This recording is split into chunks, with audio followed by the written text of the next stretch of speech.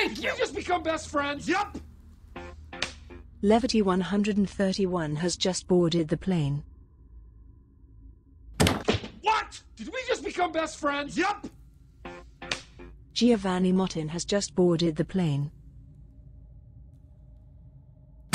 What? Thank you! Did we just become best friends? Yup! Dale Thompson has just boarded the plane. What? Did we just become best friends? Yup! Arizio Batista has just boarded the plane.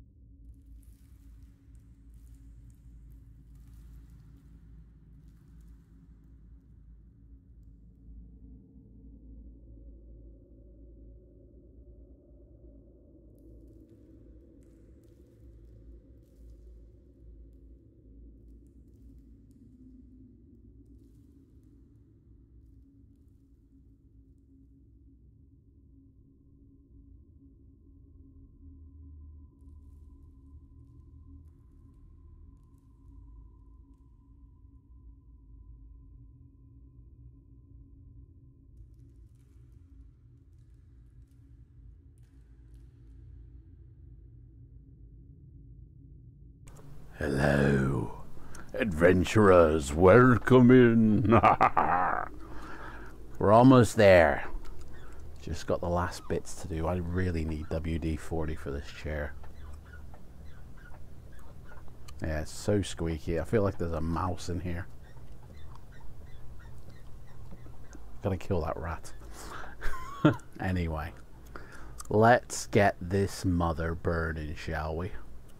And then we can start her off.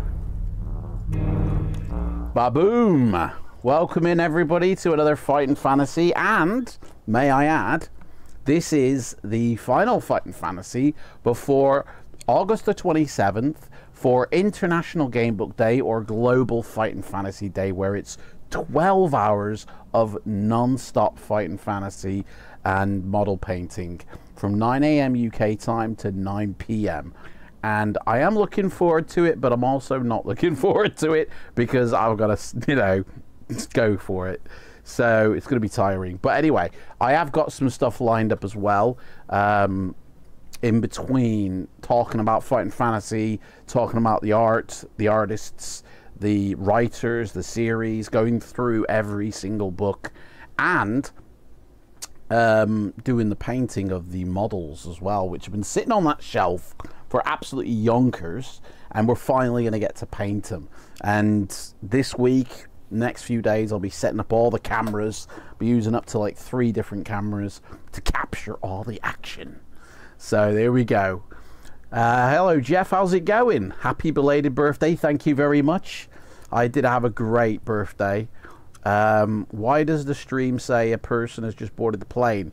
Well, when I set up all my sound alerts for this channel, you know, it was mainly just FLIGHTSIM that I, you know, and so I set up to mirror my Twitch channel. That's the alerts I had.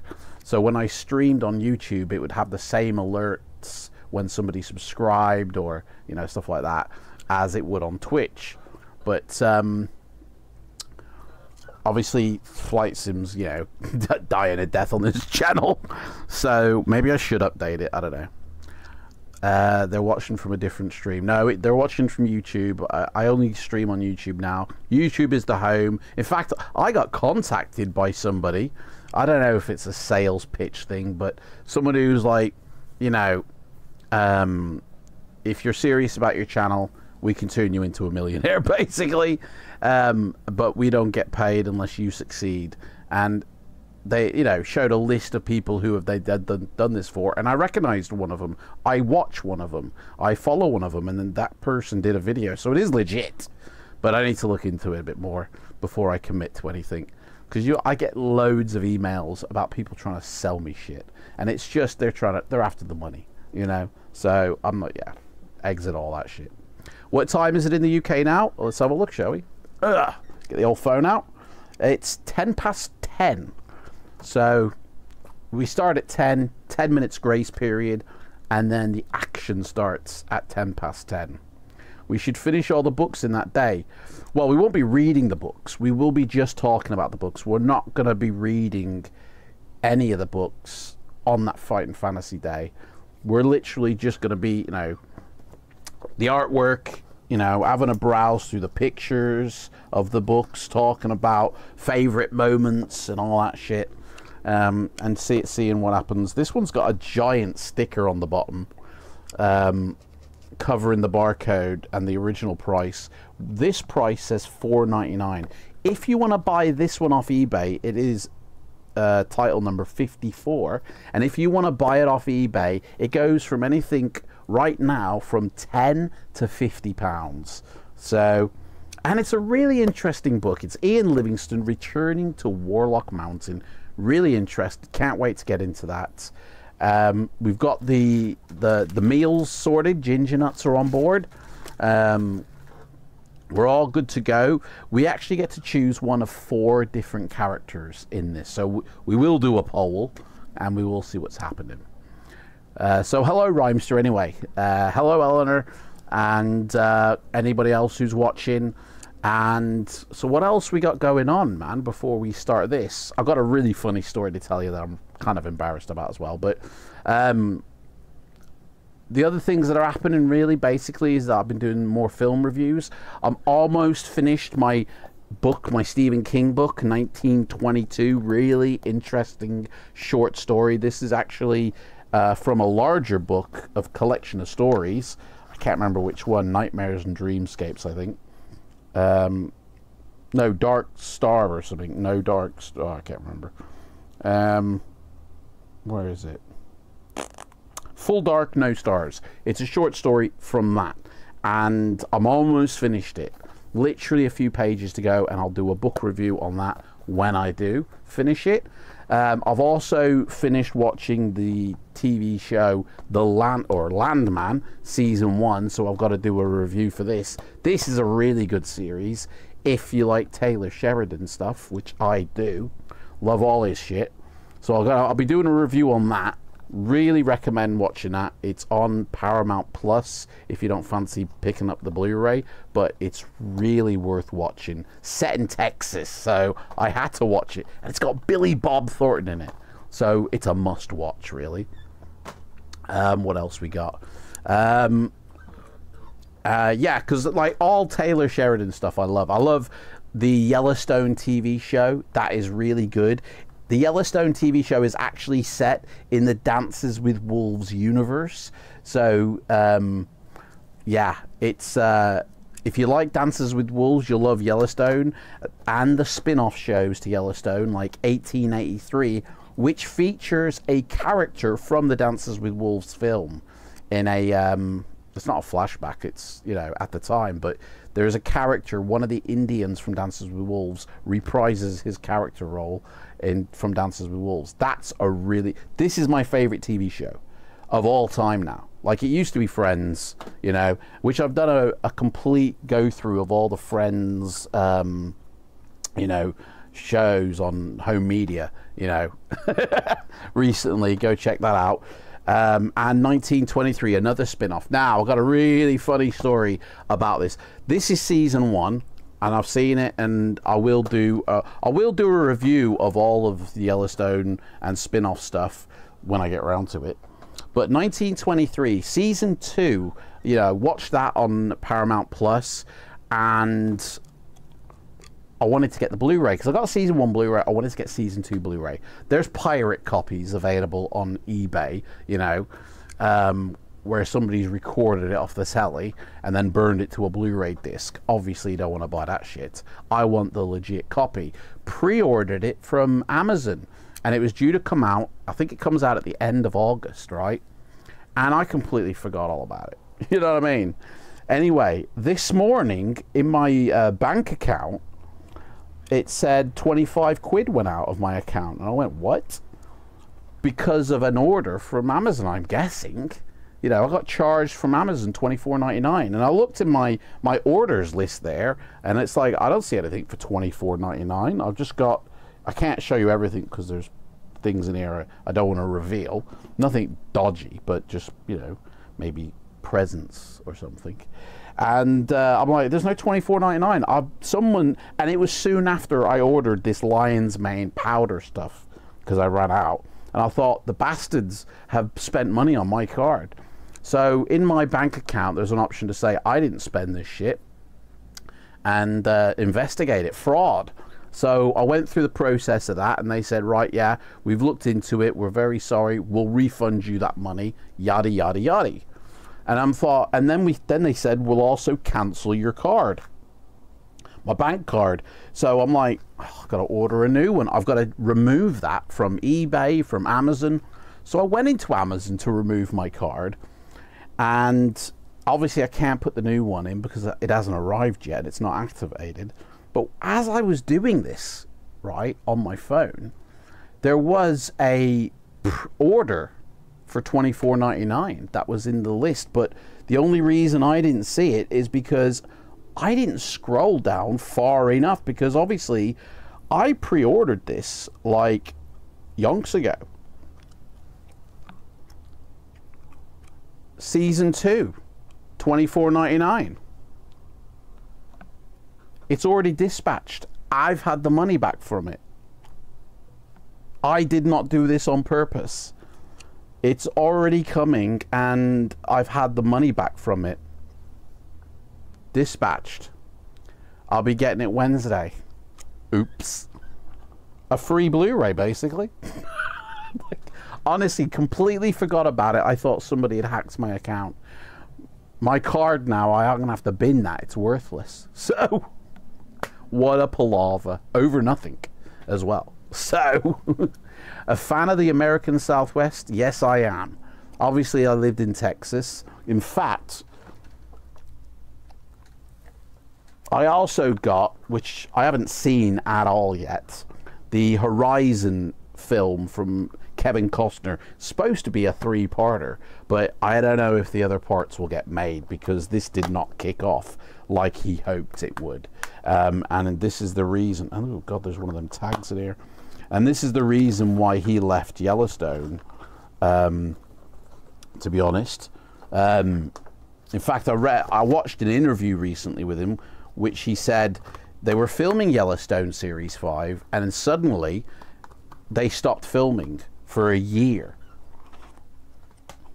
No reason. I think Taylor Sheridan wanted to go film Landman, to be honest. So Kevin Costner's like, I'm the type of guy who likes to keep working, so I thought I'll spend that year filming my Horizon series of films. So he started filming part 1 and part 2, and then Yellowstone filming picks back up again, and he's like, well, I'm balls deep in Horizon, so I can't come back and join you, mate. And he tried to work with Taylor Sheridan to say, can you film other shit while I'm gone, and then we'll do pickups when I'm free. Taylor Sheridan was like, no, man, it's now or never, mate. And he's like, well, you put me in that position, it's never. Sorry. And so he left suddenly, and they had to basically work it into the writing of the series that he just suddenly vanished. And the only way to do that, I guess, or one of the ways, I guess Taylor Sheridan was a bit upset, and he thought, you know what, fucking nuke this character. Let's kill him off once and for all.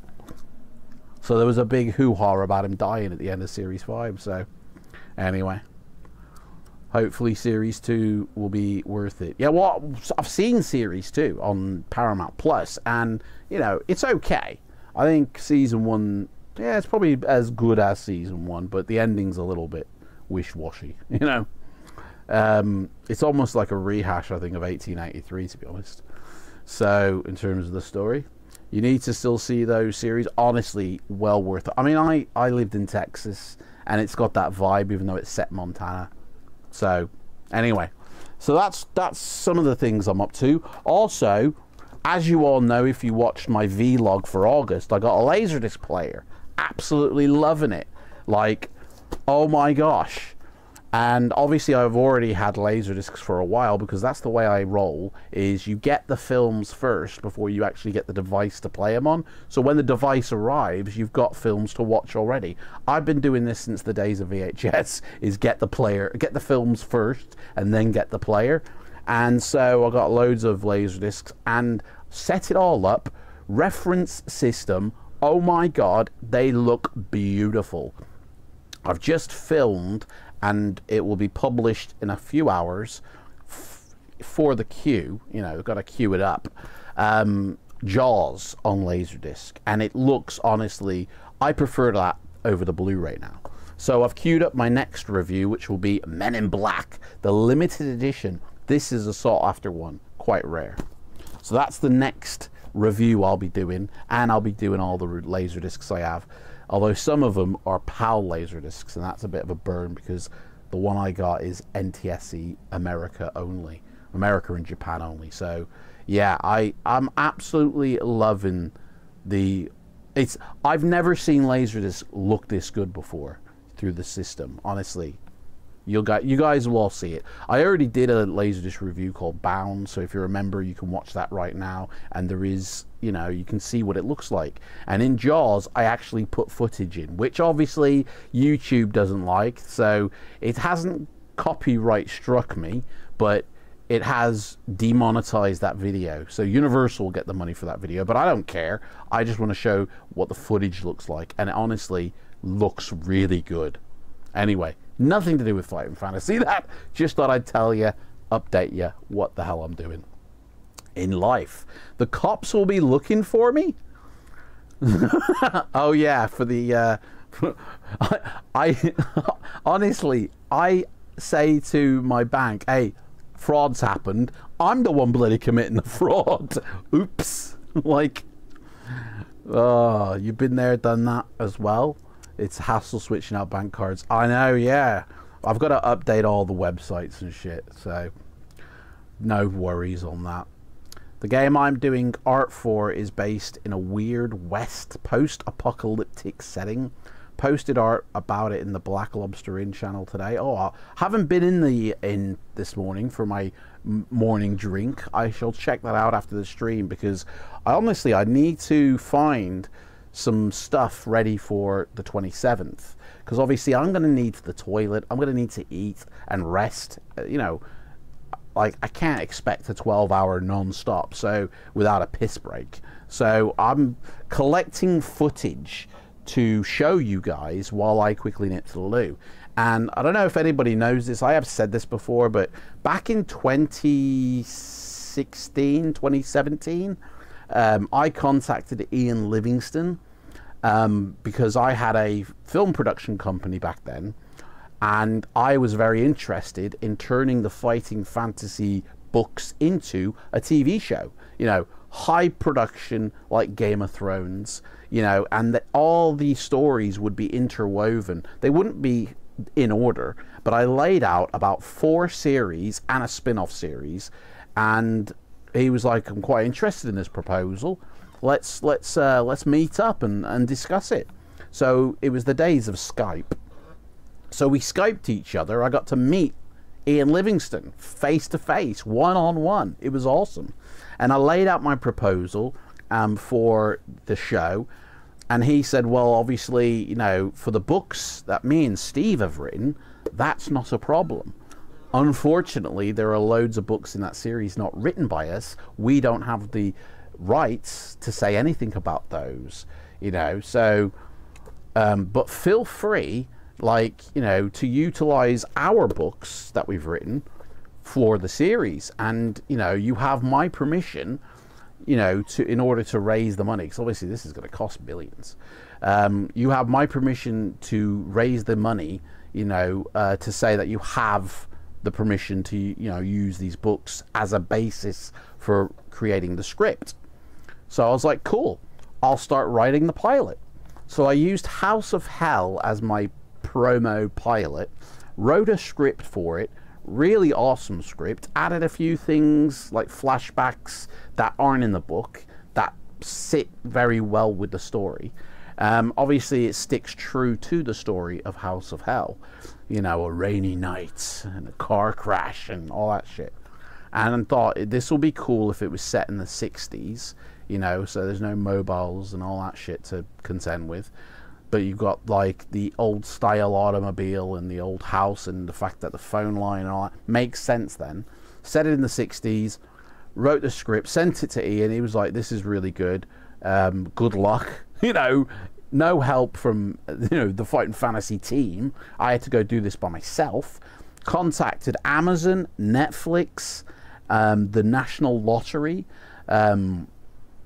and Netflix turned and said we're not interested because we were looking for original IP content. Obviously this is based off an existing IP, so they didn't want it. Amazon Studios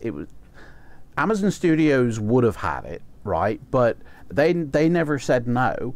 But it's all like an automated process where you just dump the scripts and somebody picks it up and then they contact you, and you could be waiting forever. The National Lottery got back to me with a not for now answer. So I'm kind of like, eh. So I thought, well, let's shoot a promo. Let's go through a little 10 minutes of the pilot, shooting it, so to help people visualize and all this shit. So I contacted a few mates, got them around to where I was living, and we filmed for 2 days about 5-10 minutes worth of a few scenes, with the idea to edit all together for a trailer, you know, which I did. I edited it and all that, and all that stuff exists, right? So I thought, well, while I'm nipping for a piss on the 27th, I'll just show you the raw takes, You know, I'll show you the trailers, the raw footage. You guys can watch all that. Because I can't really play existing content on YouTube. It'll just be blocked and then the stream will be shut down. It's all got to be original stuff, isn't it? So I figure if I can find all that footage, I'll just put that on a, you know, because there's hours worth of footage there. And if I can't find the footage and I have only got the trailers, then there's about 3 minutes worth of footage. So anyway, maybe wear an adult diaper for the 27th. Mate, honestly, we're not in Japan. Although it would feel like it because I've got a lot of Japanese stuff surrounding me. Most of these laser discs are from Japan, like the Japanese version. Like here, let's just take one at random. I don't know what it'll be. Cliffhanger. This is the Japanese version of Cliffhanger. It's only one disc, to be honest. But yeah, everything's written in Japanese. So I don't read Jap. I'll tell you a funny story though. I mean, I find it funny. That's just fucked, that cover. And we've lost another Laserdisc. I'll sort that out later. There was a person on YouTube talking about Laserdiscs, and they actually said the Japs on stream, like on the video. You know, and I'm like, isn't that slang? Isn't that derogatory to call them Japs? Like, anyway, I thought it was funny. Cold Ballistic, good morning. How's it going? Welcome in everybody who's come in as well.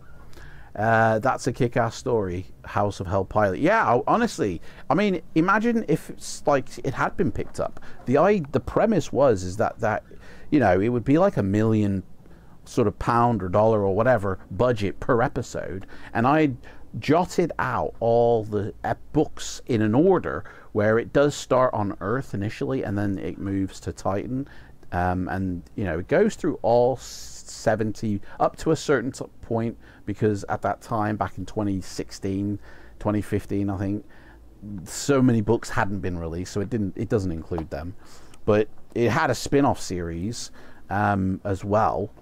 I think that was for the sorcery series, is more of a magic themed. But anyway, yeah, it would have been cool, but it didn't happen. So anyway, I got to meet Ian Livingston and have a chat with him face to face, so I can say that at least. Although since I have contacted him since then through emails, because obviously I've got his email, and he's never replied back. So I've invited him for this various things, and I've never heard back from him. So I don't know if he watches or not. I doubt it. I seriously doubt it. He's got more important things to do than watch this shite. Although say that, he probably is, but he's watching on the sly. It's probably Jeff. Jeff's probably Ian. You know. Or Eleanor could be. Eleanor could be Ian Livingston in disguise. In fact, there's a lot of you know, letters in that match up. You know, there's an N. You know, that's about it. There's an A. And that is it, I think. So it's maybe not. Anyway, who's ready to return to Firetop Mountain, guys? The Legend of Zagor, written by the man himself. Cover illustration by Jim Burns and Martin McKenna. 2 people worked on that cover. How cool is that? Who did the inside? Illustrated inside by Martin McKenna. So very, very cool. Nice illustrations.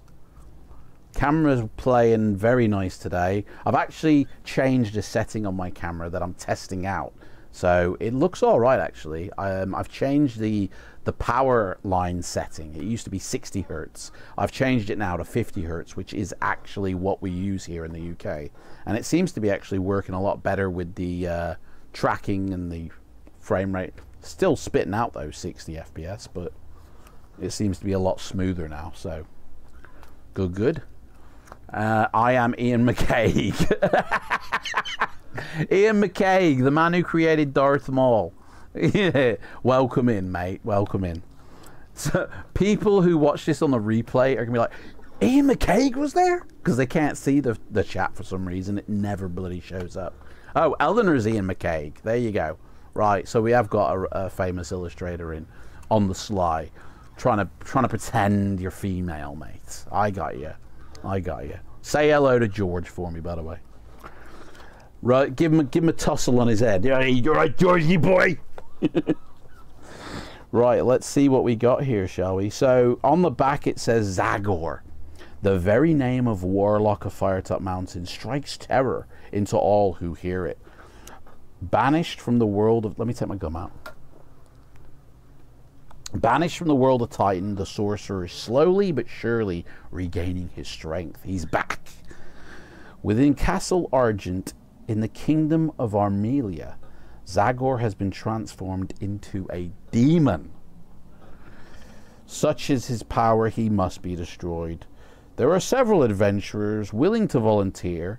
Mighty Anvar the Barbarian, the warrior Braxis, Stubble the Dwarf, Salazar the Wizard, but only one will be chosen. So we have to choose, guys, who we're actually going to be. So we will start a poll on this.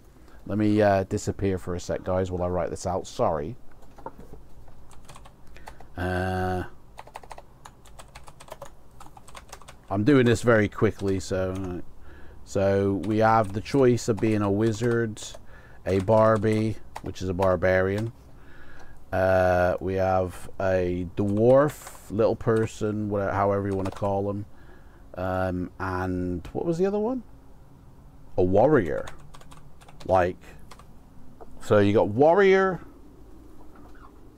barbarian, warrior, dwarf, and wizard. Okay. Guys, choose and vote for who you want to play as. So, and winner takes all. And I'll have a look at the adventure sheet, which, to be honest, there's four. There's 4 adventure sheets, depending on who gets chosen. So we'll have to go with that one when we get to it.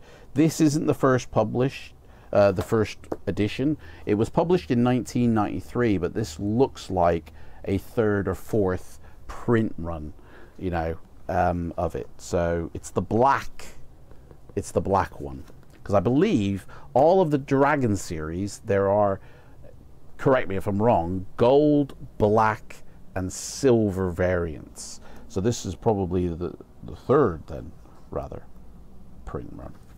I don't know. How can I not pick Stubble? Why, have you got Stubble, mate? Or are you a dwarf? And have I just insulted you? Anyway, after burning myself, it says, before embarking on your adventure, you must first determine your strengths and weaknesses. These are partly determined by dice. Let me know in the chat if it's big or little dice. You must initially choose a hero to play in the adventure, which we're going to find out in a second. And I'll give you a little background. There is a little background on each of them. So, Anvar the Barbarian. That's going to affect this picture. I'm going to have to find, like, wizards or pictures of dwarfs. Oh, actually, I could just make him smaller. I could shrink him down a bit. For the dwarf or the barbarian, I could beef him up. He is a warrior, but he could also be a wizard. So, yeah, we'll just leave that. Right, so Anvar the Barbarian. Let me get my glasses on. It's time for the readers to come out. I haven't got coffee. I finished it off. Although I did put my mushroom stuff in, and this one, I got a little different one, and I need to contact them because I ordered a 300-gram bag. They've sent me a 150-gram bag. So, but it's darker in color. It looks like gravy bloody powder, to be honest. So I've not chosen that one before, and I probably won't get it again. Right. Oh yeah, that's better. Went for an eye test the other day. I think yesterday. They had to squirt shit in my eyes. I swear it was just onion juice they put in your eyes. And then they take a picture of your eyeball, you know. So, yeah, no change from last year. All my eyes are great. He says wearing glasses. Also, I have a feeling in the next few months this headset is going to bite it. And when it does, I don't think I've got another headset that has a microphone built in. So I might go back to the old way of having a studio mic and a headset. I have got a headset, really good one, but it doesn't have a microphone attached. So I might go back to the old way of having a studio mic as opposed to a headset mic, because I don't really need a headset mic anymore. This was for Flight Sim. Anyway, the Barbarian. You are immensely tough and resilient. Hardened by years of living, hunting, and traveling in hills and mountains, you are as skillful as a fighter as any in the land of Armelia. And you are proud of your skill. You know almost nothing in the way of magic, though, and in all truth, you don't much care for it. You don't care for the thumb trick. Magic is the affair of book-reading milksops, it says. You prefer a good, clean fight and fear nothing of no man. So that's the barbarian if we go with that one. Braxis the warrior. Your name bespeaks your honor, and it's the name of a long-dead Armelian king. And who knows, noble blood may flow in your veins too. You could be related to Charlie Boy, who actually did a speech on YouTube the other day, and I didn't actually watch it, so I don't know what he said. You are as skillful as a warrior as any barbarian. And while you're slightly less resilient, you are better able to use magic. So he's a bit of both. He's a bit of a bi. Perhaps the most versatile of any type of adventurer, you are skilled with sword and bow and able to use magical weapons to best effect. So that could be a play, guys. You know? Stubble the dwarf. I love his name, Stubble. Like, because it's little stubble. It's little hair, isn't it? Like, genius. Grumpy and tetchy. I'm ready. You may be stubble trouble. Stubble trouble is a common warning among those who know you. But a tough warrior you certainly are. You have the native streak of good luck, which many dwarfs from Grundia possess, and when exploring dungeons and mines, you have some special advantages mere humans do not possess. So he's got a bonus there. You'll use magic if you have to, so he can do magic, but you prefer to put your faith in your trusty axe. There's our weapon of choice. So that's that one. Pubes the dwarf. Basically, a little short and curly, isn't he? And then you've got Salazar the Wizard, or Salazar, sorry. Salazar the Wizard. No bard will ever sing epic tales of your prowess with weapons. But what does that matter, or even mean? You are a master of magic. You command spells to avoid, confuse, weaken, or defeat enemies. You can hide the Statue of Liberty, and you know how to use magical items in ways mere warriors could not. You know, the old saw the woman in half trick. You are an adventurer of guile and stealth, and if you are forced to fight, well, you're not going to die easily at the hands of any enemy. We won't go quietly into the night. By a quirk of fate, you have the same name as the one-time Grand Wizard of Armelia, and you immodestly aspire to his rank, if not his tragic fate. So there we go. Those are the 4 characters. I remember one time we read this, and we actually had each person in the chat assigned to one of these characters, and we did it as a 4-way adventure, and it was pretty fun. But I can't ask people that you hold, because if you've got to walk away, we've lost a character, so it ain't gonna work. So skill, stamina, luck. There is some extra stuff here. Depending on who we choose, there are extra things to think about. We need to know what dice we are. Has anybody said big or little? No. 3-way tie, is it? Oh shit, that's not good. Which dice are we going to be, guys? Big or little? Casino or Games Workshop? That is the choice.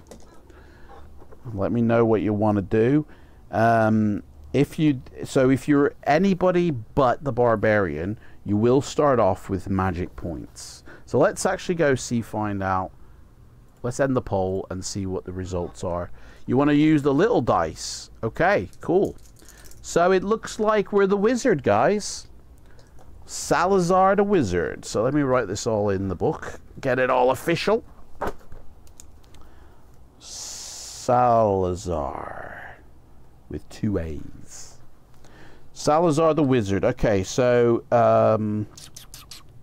If you're Salazar the Wizard, you add 4 to your skill roll when rolling for skill. So let's roll for skill, and we only get to add 4.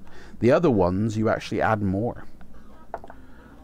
We are absolutely shit. 5 skill, that's us. A good start. Let's try our stamina.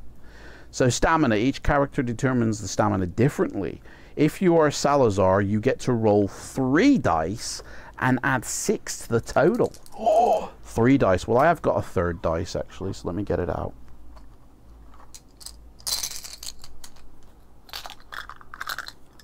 That's pretty cool that we get 3 dice of stamina. Salazar can go all night and then some. Don't be smoking weed in a pipe. Oh, does be smoke weed in a pipe. Like Sally the Wizard. Yeah, we need to change that one. Hang on a second here. Let me get rid of. Yeah, we'll be a lady. Let me find him. We got a girl here. We got. Actually, yeah, is that Sally? Defo. There you go, Sally the Wizard. That's us for the wizard. Okay. That's the wizard, Sally. So I'm going to name it Sally. Well done, Ian. Thanks for that one, mate. Okay, here we go. We're rolling for stamina, and we get to add 6 to this total. So, fucking hell, what is this with the low dice? I don't know if you can see that. That's a 2, a 2, and a 1. 5 plus 6 is 11. I mean... You get to roll 3, but really, it doesn't make a fucking difference. You still get low scores. And then it says luck. If you are Salazar, you're going to add 3 to the number rolled. I love all this. They've changed out the dice rolling mechanics completely. This is ace. Well, we're a bit better with luck. We've got 11 luck, which is exactly the same as our stamina. So, I mean, if we get into a fight, I fear that we're absolutely screwed if we fight, you know? Yeah, exactly. So, magic points. Your character starts the adventure with a certain number of magic points. If you are Salazar, you get 7 magic points. For reasons that will be explained below, skill, stamina, luck, and magic points will change constantly. Well, let's have a look at the adventure sheet so I know what I need to write down. So the adventure sheet for Salazar doesn't have a oh, there it is, magic score. Let me write this in. Magic. Although it says here 3 points of magic. So what's that all about? If you're Salazar, you have 7 points of magic. You must keep an accurate... So it already has a 3 points in the magic box on the adventure sheet. But this is saying 7, so we're going to say 7. You must keep an accurate record of these scores, and for this reason you are advised either to write small in the boxes to keep an eraser handy, but never rub out your initial. No, never rub out. Although you may be awarded additional skill, stamina, and luck points, these totals may never exceed your initial. So our initial is 7. And then it goes on to explain. Your magic point score is a measure of how effectively you are able to use spells and magical items you may find along the way. Luck and magic are very much facts of life in the fantasy kingdom you're about to explore. Okay. So so obviously fighting a battle is going to happen in our normal way we operate, but there are other things here. There's other rules here. Testing your skill and testing your spot skill. So from time to time you might have to test your skill. Obviously it's the same procedure. You roll 2 dice against your skill score, which is 5, so we ain't that skillful. We're going to get screwed on that. And if it's a difficult task, you might have to add or subtract to the dice roll. And then in the special case of testing your skill, which applies when you may or not discover something hidden or concealed, that's your spot skill. The procedure here is exactly the same for testing your skill, but the relevant paragraphs will call it the spot skill. Okay, so we've got that as well. Magic points are used in two ways in this adventure. They are used for casting spells and for using magical items. Some important magic items you may find on your adventure need to be primed with magic in order to make them function. Got to give it a little rub to get it going, you know. Hey Greg, mate, how's it going? You missed the poll? No worries, mate, don't worry. We haven't started yet, so you've not missed anything. If you find such an item, you must subtract 1 from your current magic point score in order to be able to use it. Shit. So certain items will reduce our magic score. If you do not have any magic points, you find an item, you may choose to keep the item, make a note of it, but you cannot use it until you have at least 1 or more magic points. Bummer. Any adventurer may use magic items during the adventure, although some magic items may not be usable by all adventurers. It kind of contradicts itself.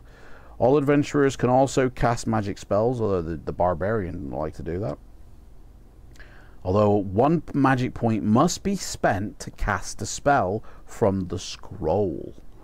However, Salazar only knows a number of spells which are described in the Armilian Grimoire, whatever that is, below. There's no Grimoire, I'm afraid. By the way, there's loads here to you know, in the rules section to read. Oh, here it is, the Armilian Grimoire.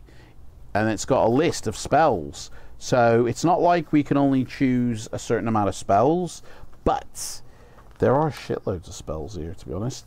And some of them cost more than 1 point here. So that doesn't make sense. Let's continue finding out what the hell's going on. The description of each of these spells explains when and where it may be used and its effects. If you choose to have Salazar as your adventurer, which we have, you may wish to photocopy the spell book for easy reference when playing the adventure. Guys, I'm going to write down the spells. I'm going to ask you guys to also write down the spells, and that way we know what the spells are. Okay? Let's quickly do this now. Get a pen and paper if you can. Piece of paper. I'm going to write on my appointment for my eyes, which I've already gone to, so that's going to be binned. So, spells we have.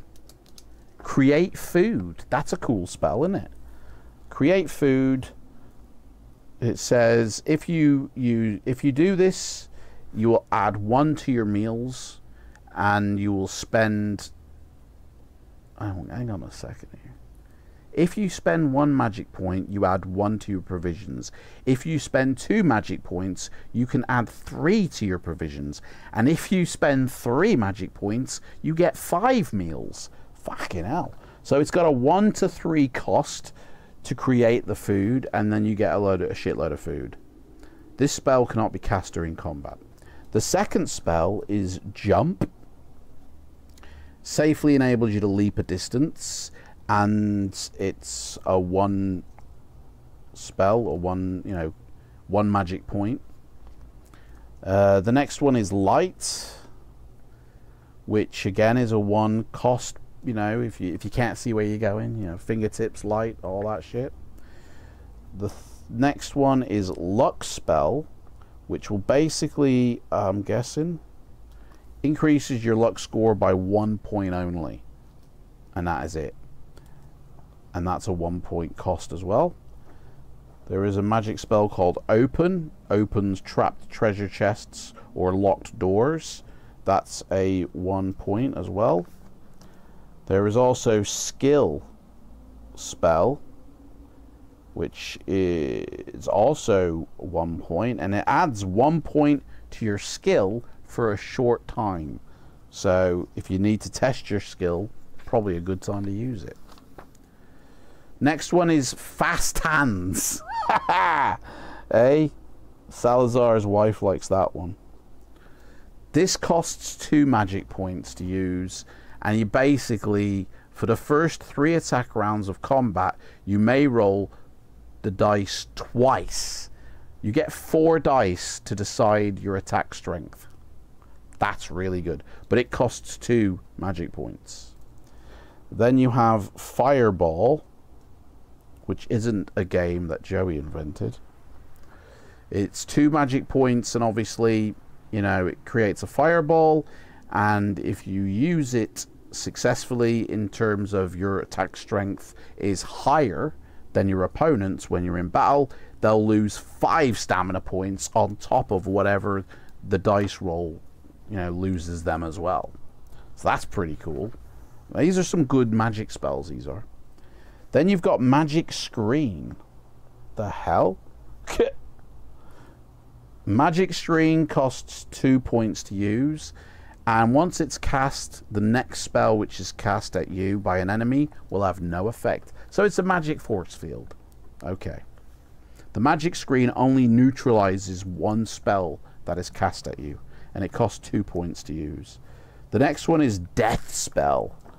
Death Spell costs 3 magic points to use, and basically it kills instantly any creature with a skill score of 9 or less. It doesn't affect undead creatures or Zagor himself, your nemesis. Spoilers, we're going to go up against Zagor by the looks of it. A magic knob. Then you got Thunderbolts. That's the magic knob. Thunderbolt costs 3 magic points to use, and you have a very, very frightening lightning coming out of your fingers, and the opponent that it's directed at loses 7 magic points. There's a lot of different numbers to remember here. And there's 2 more to go.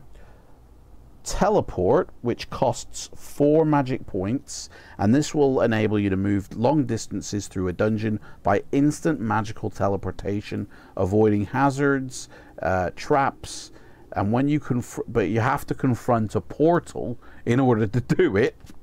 You'll be asked whether you wish to cast a spell, and if you do, you'll be instructed accordingly. So that one you can only use if the book says so, basically. And the final spell, I believe, let me just double check on the other page, make sure there's nothing else. Yep, is Steel Treasure. And this costs 5 magic points to use. So some pricey spells here. It says here, if you cast this spell, it summons either a golden talisman or a silver dagger, and you can choose which one, from the hidden treasures of the dungeon. You get to add 1 to your tally of either daggers or talismans, which is another metric we're on the adventure sheet.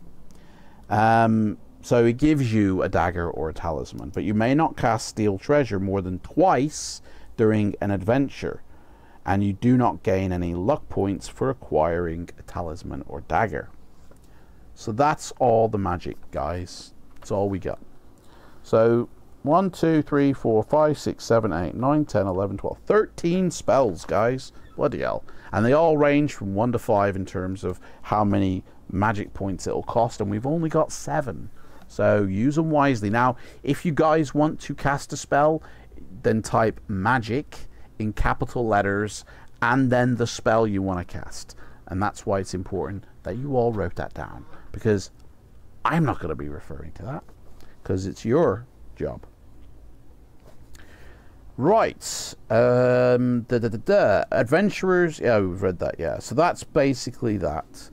Now, your skill score ain't going to change, but if you do pick up a magic weapon, it will. Which, let's hope we find one. And then your stamina will go up and down.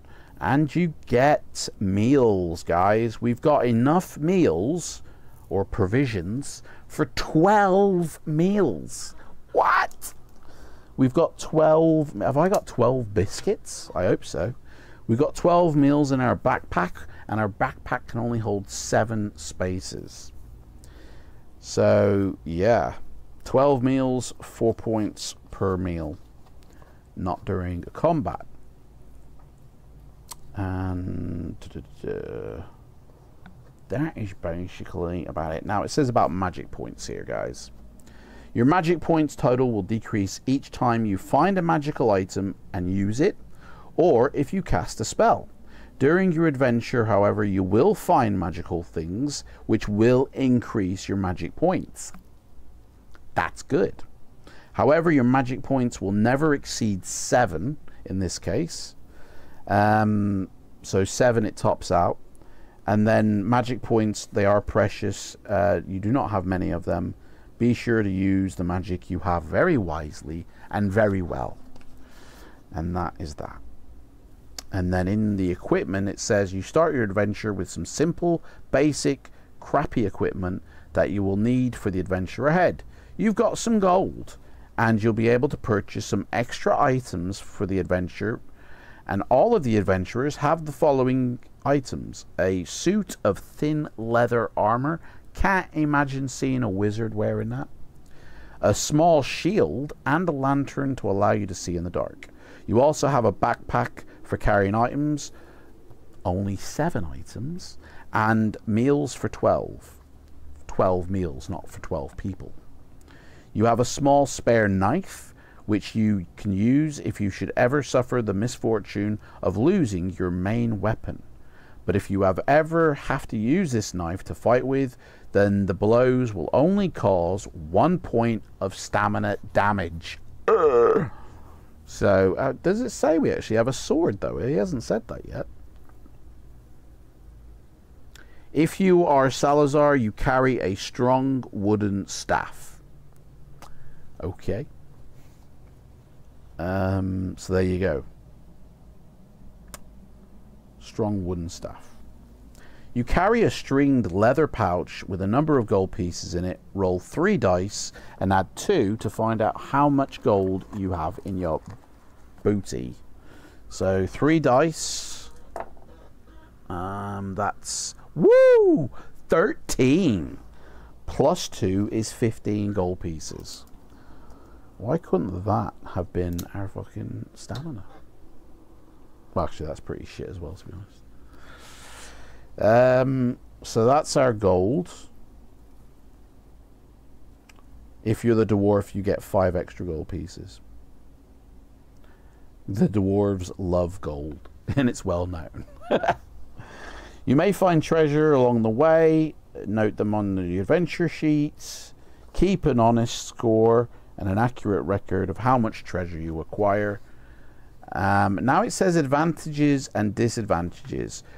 Our character has got advantages and disadvantages. So, extra special rules, I guess, for the adventure. Hey, Yellow's in the house. How's it going, my friend? So each adventurer has, you know, things, special advantages, which he alone can use. Salazar is very perceptive and eagle-eyed. Whenever he has to test his spot skill, he can subtract 2 from the dice roll. That is worth noting. So -2 spot skill. So if we roll for our spot skill, the dice roll, and it's -2. He is also able to read magical tomes, and he understands some details of magical runes, which other characters will not. So that's pretty cool.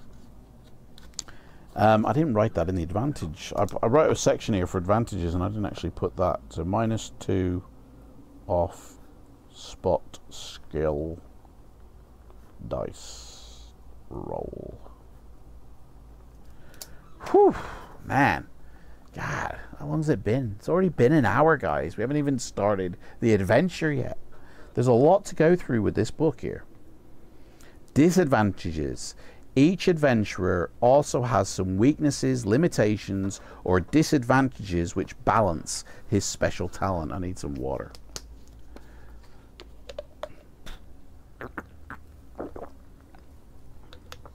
It's an interesting wizard. Too bad our stats are a little lacking. Yeah. We're not exactly Nicodemus, are we? Oh, can't get this. These lids that are attached to the bottle are absolutely wank. Who thought of that? Fuck's sake. You can never get it back on properly. You know what I mean? Because it's attached to the bottle. But if you disattach it, if you unattach it, it'll disappear. It'll run away.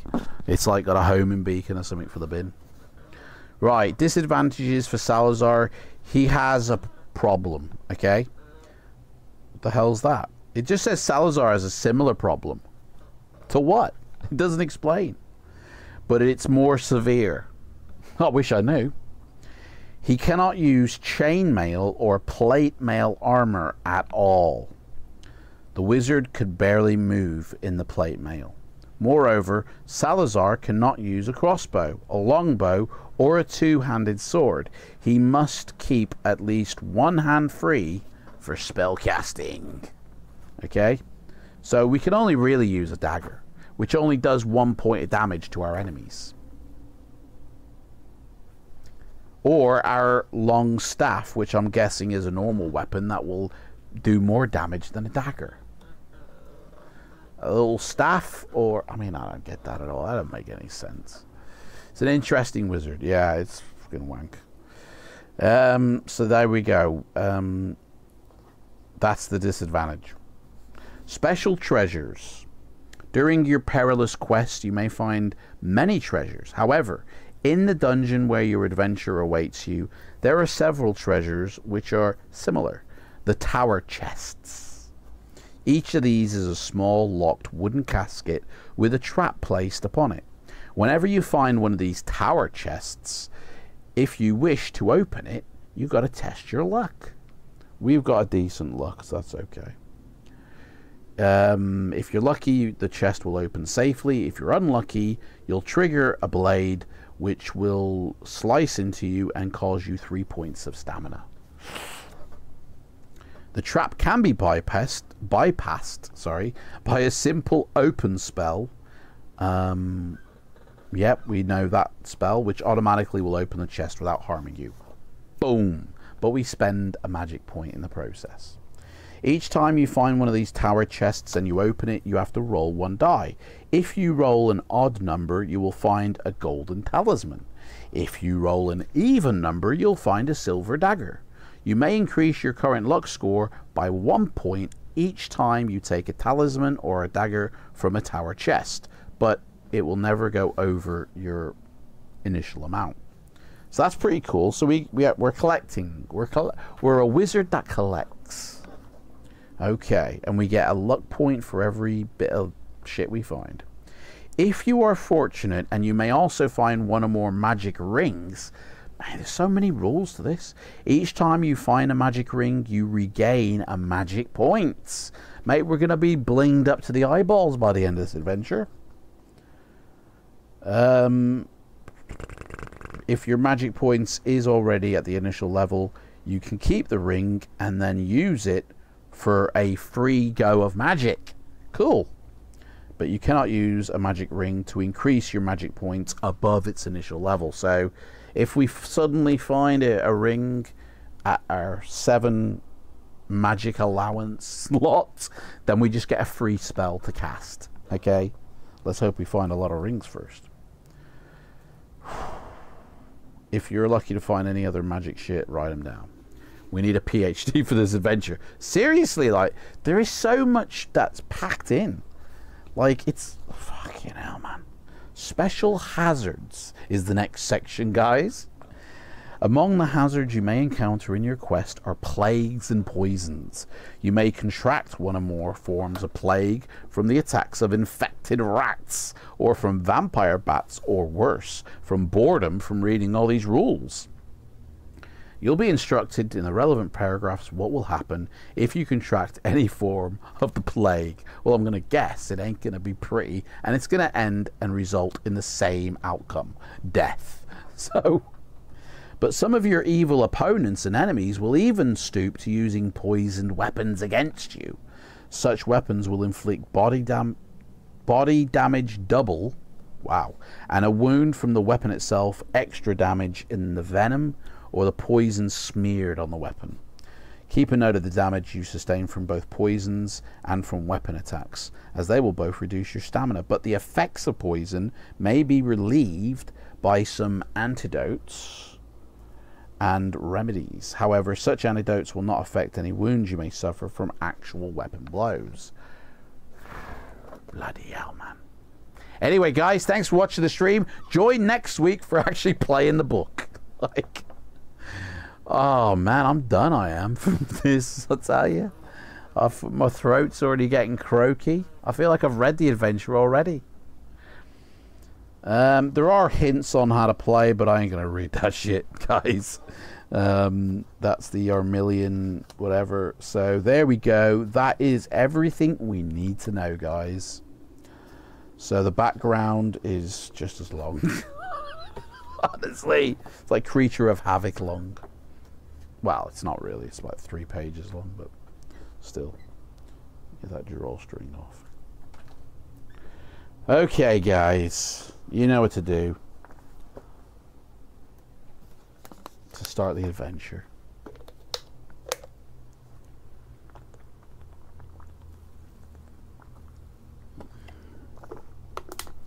This book would kill those 12 hours. Yeah, we could play this book 1 and a bit times. And the 12 hours would just go like that. Okay, guys. I think we can get rid of the 3rd dice now. We don't need 3 dice, I think.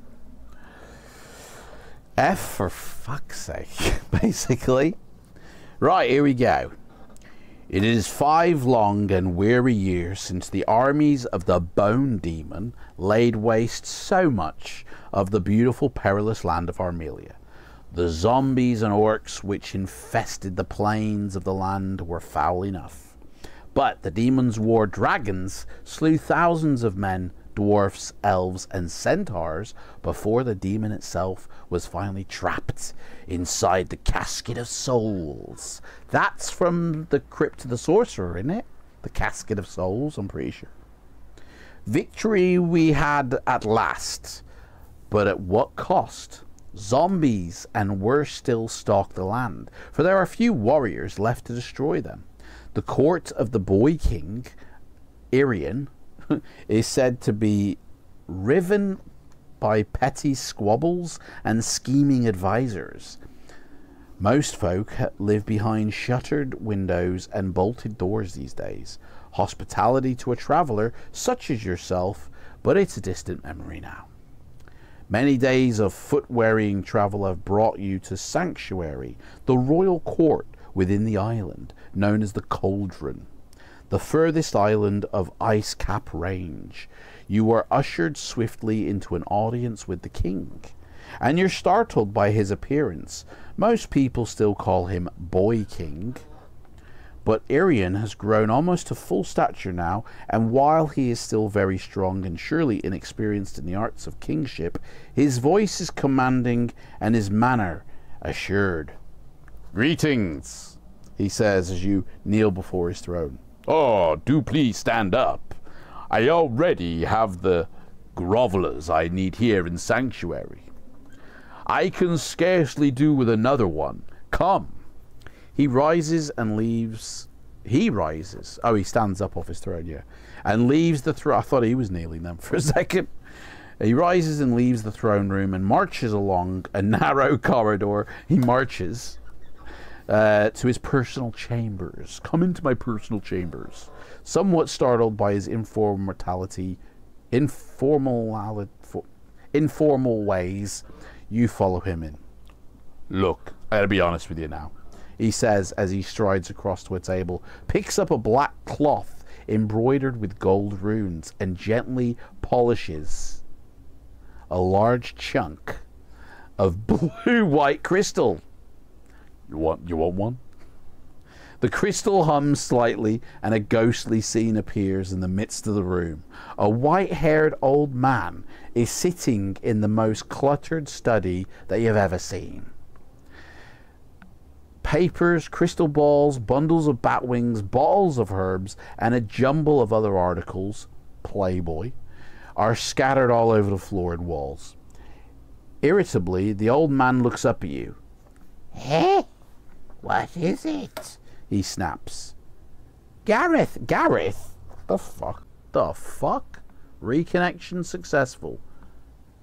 It never occurred. Dudes, we're fucked. Says we're screwed. The fuck? Let me refresh. Oh, shit. Refresh your page. I think I've just fucked the whole stream. Okay. Guys, can you hear me? Are you there? Are we back? Dak! What was the... What happened? The magic is too powerful. Can anybody hear me? Shit. It does say now it's reconnected. Testing, testing, 1, 2, 3. Are we back? Can you hear me? The fuck? Anyone else's screen froze? Refresh? Yeah. Welcome to the live chat. So we must be back. It all froze. Hear ya and see ya. Brilliant. We're back. We can hear. You can hear me now? Testing, testing. But I don't know what happened then, guys. I was bloody reading the book. I look up and it says disconnected. This said, sorry, chat disconnected. I'm like, what the fuck?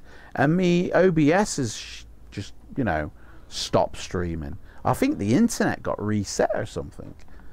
You know what? This happened last night. I was watching Father of the Bride on Disney Plus, right? Fucking never again, man. Disney Plus is shit. Get rid of it. Because it just kept on cutting out. Like, and the quality went down to VHS. Bullshit. Streaming services, let of crap. Physical, man. That's where it's at. Physical. Let's get physical. Physical. So we're all back and good, yeah? Okay. What was the last thing you heard me read, guys? Because I don't know where it all ended. I don't know how long I was gone for. I don't even know what the delay is now. I mean, do that, and then I'll watch. Oh, it's like 3-second delay. We're on a 2 or 3 second delay, so you guys have already heard what I've asked you. So that's your cue, guys, to answer the question, like, you know. What was the last thing you heard me say before it all froze?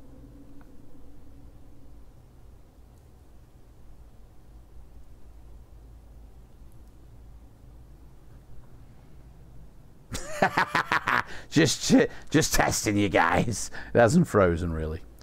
You were last talking to the old guy in the King's Chambers. Well, yeah, did you hear me say Gareth? I mean, I guess I'll just start from there. The delay was only about 40 seconds before I refreshed. Okay. I don't know when it went or how long it was gone for. You know, I did see it reconnect though, but I don't know how long it was gone. Right, I'll start here. Gareth, the hero I spoke of, is here. Relate? No, hang on. That's... yes, well, I suppose you've told him about the demon throne and explained the laws of fractured renaissance, and the king interrupts with ghastly apparition. Time grows so short, my man. You can explain much better than I, bro. The old man's... I mean, basically, this book is too powerful, guys. It's cutting out the internet is what's happened. The old man's gaze turns upon you, and he looks faintly disapproving. Very well, then. Listen closely, young whippersnapper. I take it that at least you know about the King Kral and the defeat of the bone demon of the bottomless pit. Oh, yeah, everyone knows that, chestnut. You shudder slightly. Everyone knows how the armies of the Bone Demon were finally confronted, and the Bone Demon was imprisoned in the Casket of Skulls and the barren expanse of the Plains of Peril, where the bottomless pit still smokes and churns to this day. Like, tell me another, mate. This was some years past, but the scars, the mental anguish, you know, scars of that terrible war mark Armelia still. So basically that's Titan's 9/11, you know. And you know the Casket of Souls, and you nod. Yeah, I've played that book, mate. Well, when it was made, magic was woven into it to enable the demon's banishment to the outer planes, unfortunately. However, there was a slight flaw in the way the magic was woven. Since that magic allowed a magical creature to be drawn out of your world, it also created a renaissance, allowing certain magical creatures into your world as well. I'm rather afraid, the old man says in a schoolmasterish tone as he adjusts the slightly ridiculous lenses perched on his nose, that a definitely magical creature has done just that. Appeared in your world, that is, out of mine. I can't say we're sorry to see him leave us, but our gain is going to be your loss unless you can stop him emerging in his full power. I don't know what this has got to do with Warlock Mountain, to be honest. Worse still, he is entering your world by the back door, it seems, where the Casket of Souls was taken after the demon was banished, at Castle Argent. The old man pauses for breath. His name's Zagor, and he's a great wizard, one of the most powerful my world has ever seen. So in other words, Mr. Wizard, is your world is different from ours, and you can't keep your shit down, and it's spilling out into our world. You know what I mean? Sort your shit out, Wizzy. All right? Stop putting your, you know, crap onto us. It's like, we haven't done anything for this. This sounds like a you issue to me, mate. Sounds like a you problem. My world is called Titan. Well, actually, our world is called Titan. What the fuck's going on with this book? I suppose you've heard your scholars mention it. Yeah, it's the world we live in, mate. The hell? Great Alancia, with its wicked Port Black Sand, ruled by the wretched Lord Azur and his corrupt cronies. The great... So, hang on, are we like on another planet? We're not on Titan? Is that it? I thought... Man, I can't follow this book. I don't know what Ian's been smoking.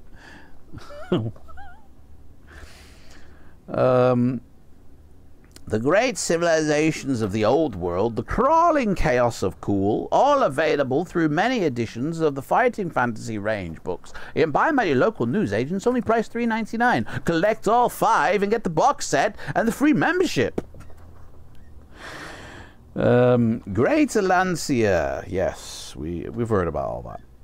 You have heard of it? Yeah, I just said I heard about it, mate. Well, anyway, I won't ramble on about my home. I'll become sentimental and waste time. Let's get back to Zagor. Yeah, let's get on in... It's been almost 2 hours, mate. Come on. Twice we have believed him slain, but twice he has resurrected himself. Can't keep a bad wizard down, can you? You know, it droops and it rises back up again. I know that problem. All that was left of his original form is a skeletal arm. Like the Terminator, innit? Hello, John. I'm a Terminator. But that is enough. When he was drawn into your world, his being became fused with the trapped demon. And now a demonic form of Zagor grows. Even as I speak to you right now, it's happening. It's right now. Although I am powerless to prevent it happening. What kind of wizard are you then, mate? If you can't do anything. Or is that what you're just saying so you get me to go? Or you get us to go, rather, sorry. Smell that, guys. You smell some bullshit happening from this wizzy. From my seclusion of my world, I detected Zagor being drawn into yours. Ah, so you can only watch and stand by and watch, eh? Yeah. And I was able to send some magic after him. some talismans of gold and daggers of silver. They will be scattered around the layer within which Zagor is now growing. This guy sounds like the fucking games master from that Nightmare series. Anybody ever play that or watch that on the telly? Nightmare? You know, computer generated game. This dude is beginning to sound like a games master. I'm watching, you know. There's a layer with traps and daggers. They'll be scattered around the layer within which Zagor is now growing. Each of them will weaken him, so when you get there, be sure you collect all 5 to get the golden cup at your local McDonald's. Collect all 5. You aren't sure you like the way the old man just assumes you're going to march straight into the desolate, evil ruins of Castle Argent. It's hundreds of kilometers away, across the frozen wastes and the dangerous monster-infected icy seas. But he goes on talking anyway. He's already assigned him, like, you are going to do it, like, yeah. Traegard the Dungeon Master. That's it, yeah, that's the one, Greg. You know, mate. Death spell is wacko when he's talking. Yeah, shall we kill this fucker? My God. Death spell the wizard who's yapping away, basically. We can teleport there. Yeah, it puts it so far away you've got to spend half your magic points getting there.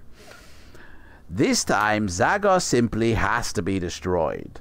It's not enough to kill him. You'll have to make sure his body is burned to nothingness in the hot fires below Castle Argent. Yeah, I've seen Nightmare on Elm Street, mate. I know how it works when they keep coming back to life. You got to get the bones and holy water and burn it, and you know, some church and say some prayer. But then they'll come back, you know, for a sequel. You know, in a really cool way. They're like, you know, they'll make it real life and it's a character, and you'll have to, yeah. Where the grand wizards of your world centered the conjuring of the great firewall from the outermost points of Armelia. Now, you'll know all about that, of course, I'm sure. Haven't got a dicky, mate. Don't even know what you're talking about.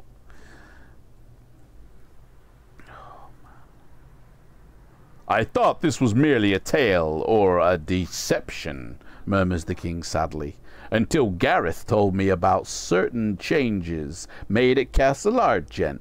My own spies were able to verify those details, my blood. The old man's eyes look at each other. Oh, sorry, look bright now. Ah, yes, the castle. It's metamorphosing, changing form, drawing Zagor's old magic and servants into it, strengthening him as he grows. Not all of that magic may be dark and evil. You may be able to find help there, certainly.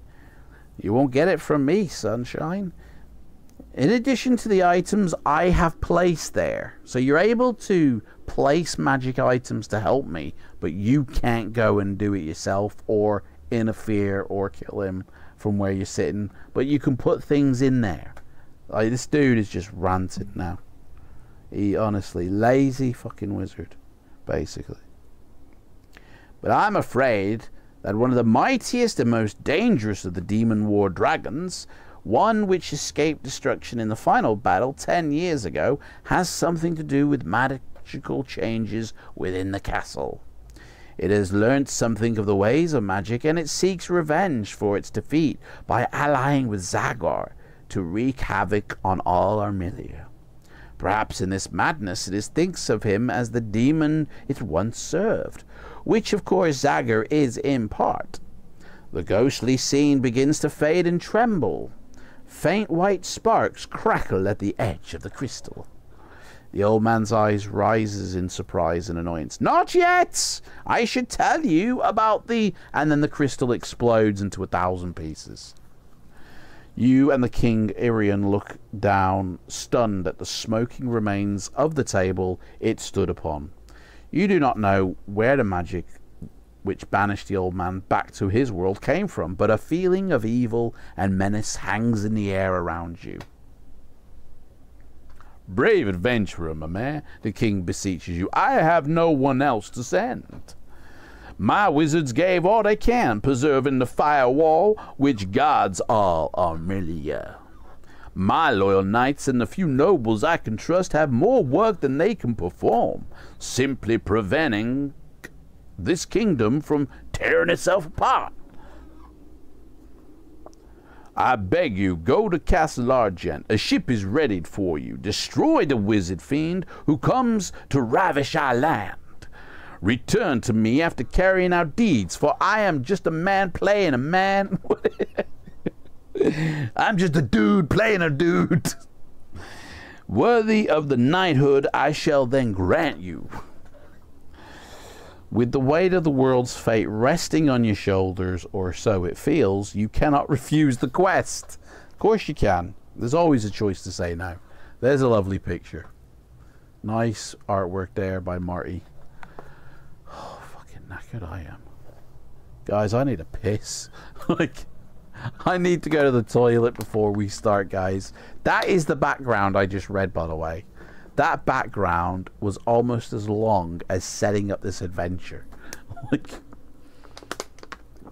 This background, this book is so complicated. I feel. It's not a simple adventure. You know, Ian's gone full throttle on this. Let's get it as complicated as possible. I might have a beer when we come back. I need to go to the toilet, guys. I really do need a wee. So, I am going to take a little, wee break, okay? So, guys, if you need to go make a coffee or a cup of tea or go for a wee yourself, don't take me to the toilet because I won't be here. I'll be in the toilet myself. And when I come back, I think I might... Well, I don't know, actually. I know I won't crack open a beer because it'll interfere with the meds and I'll be sleepy and that'll be bullshit. Anyway, guys, I'll literally just be 3 or 4 minutes, okay? Sorry, it's been so long since we started this. I'll be back. I gotta know where to put this.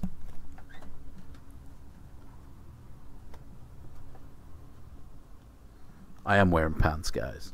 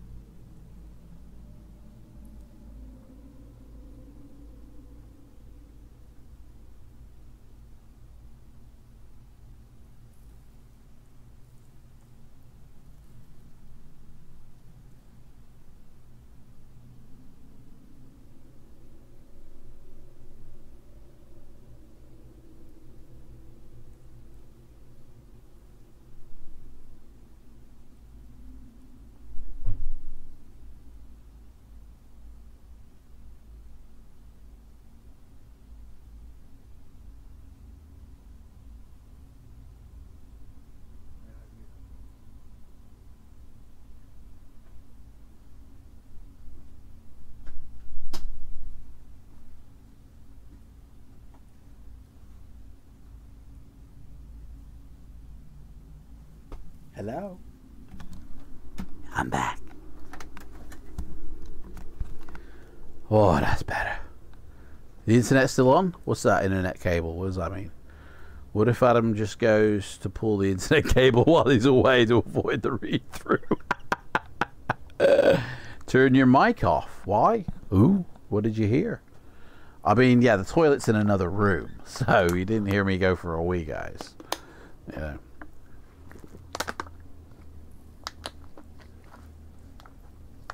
Needed those adult diapers after all. Yeah. Should've. Shoulda, woulda, coulda. Right. God, here we go, guys. The adventure begins. We're basically... Oh, it's gone... Yeah, I don't know. Anyway. A ship has been ready to carry you westwards to the coastline of Tower Island, where the forbidding majesty of ruined Castle Argent lies. Do you wish to set off immediately, or do you want to spend some of your money purchasing equipment? If you want to try acquiring some extra gold, you can do that as well. Or do you want to consult one of the King's sages for advice or help before you set sail? Oh yeah, the timer. Thank you. Boom.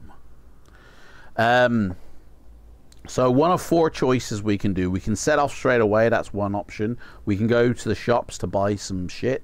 That's good. We can go and try and get some more gold. Or we can go to the King's sages for advice. What do you want to do, guys? What is it that you want? Man, oh man, oh man. This is a story and a half. Get my glasses back. Sages. Let's go see those sages, yeah? Let's go see the King's sages for some advice. And they advise, kill yourself to avoid the adventure. Sanctuary has its fair share of dubious fortune tellers and charlatans, but the King's querulous old sage, Yondale, is said to have the sight so you can make your way to his chambers. When you enter, the ancient-looking wizard sage is in animated discussion with a merchant who is bearing a small wooden casket. He asks you what you want, and when you ask him for his help, he snaps at you. This wretch wants 5 gold pieces for a mere grumnet of Barbangian shimmer lizard tails. It's an outrage.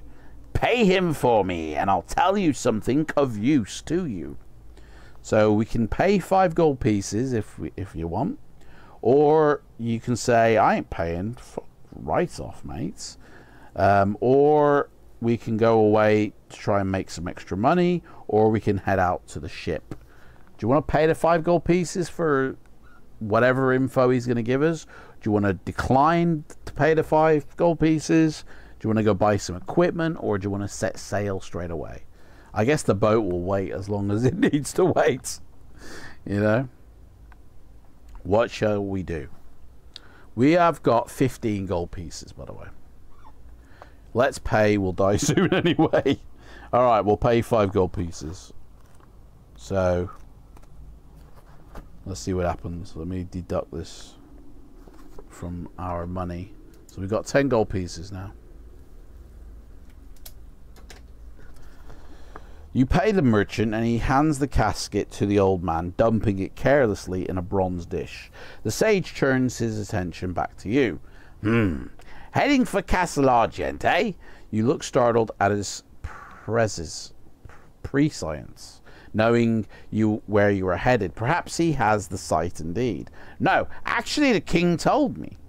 But in fact, I did have one of my visions about the place only the other day. Now, did I write it down? He scrambles up a rickety stepladder with an agility unusual in one so old, and drags a thick leather-bound tome-covered book in dust from one of the topmost shelves. He fumbles within the pages. With a shriek of triumph, he recites a verse of riddles to you. The night can be destroyed by the lions within the green.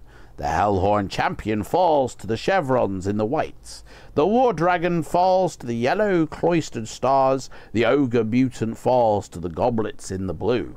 The Oink Staff empowers you to use these symbols true. Well, that's it, he says. I've no idea what it means, of course, but it is important. What the fuck? Hang on a second. We go to the King's Sages for advice in this adventure to kill Zagor, and he basically cons us to pay his debt, and then grabs a random book off, recites some words, and goes, that'll be of importance to you. What kind of con job is this kingdom running? Honestly. Cast deaths on him, yeah. Like, what is this bullshit here? So, rather disappointingly, you leave. What do you want to do? Do you want to buy some equipment? Do you want to try and go get some more money? Or shall we go for the ship to Tower Island? Honestly, this is the most weirdest book we've ever read. Like, I'm going to have to watch my spotlight review of this book and see what I said about it. Because honestly, man, do we have any weapons? Yeah, we've got a long wooden staff. That's what we've got. I'm not sure if that is the same as having a sword. But we've also got a little dagger. That will inflict 1 point of damage if we use it. So, go get more gold. Okay, let's go try and get some more money then, shall we? So, unbelievable. You have a few hours before your ship sets sail on the next tide. You may be able to acquire some gold by putting your hands to use, helping out with labouring works at the docks, or you could try gambling in a tavern. What do you want to do? You don't have to do either of these. You can just, you know, go buy some equipment or wait for the ship. So do we want to try and earn some money, or do we want to try and win some money? That's your options. Or we could def that off and then go buy some equipment, or, you know, so gamble, Eleanor says, right. Ian, sorry, says let's go gamble. So we shall try gambling in a tavern.